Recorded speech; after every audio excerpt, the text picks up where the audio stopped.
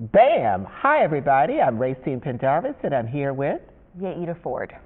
And you're running for what office? I am running for D.C. Council in Ward 8. And Ward 8. So tell us a little bit about your background. I am a civil rights attorney.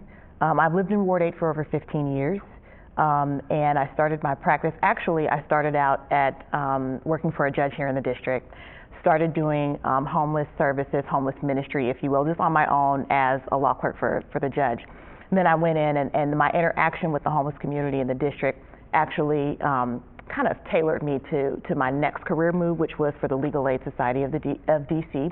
I was a staff attorney there for 4 years, and then I went to work for the D.C. Council as legislative counsel for Jim Graham, who was the head of the Committee on Human Services at that time.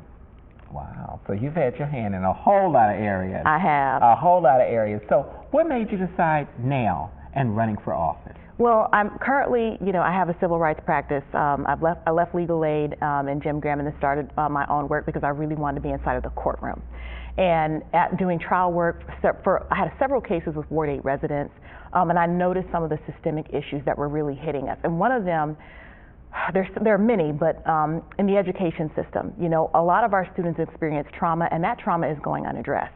So when you hear about fights between teachers and students, and it seems like there's a rise in that usually stems from some type of trauma that the student is dealing with. And if the staff are not trauma informed, what the staff are doing is, we send the kids to jail. So they call it the school to prison pipeline. And this is happening over and over and over because schools really aren't equipped to address that type of trauma.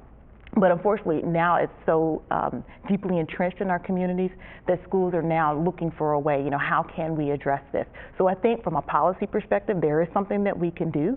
However, we also have to address it on the family level. Our families also aren't equipped to deal with trauma because oftentimes it's generational and it goes unaddressed. We learn, especially as Black people, to suppress things and let's just be strong and keep going. But it's not beneficial all the time, especially for our children.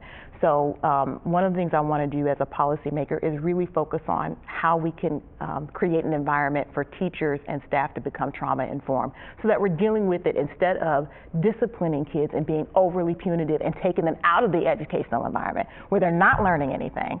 We want to try to keep them in the educational environment, but teachers need to feel equipped to deal with that, and they need to feel supported by the administration, and that's really not happening in our schools right now. And that's so important. Yes. And you're talking about helping and how people can help. How can people help with your campaign?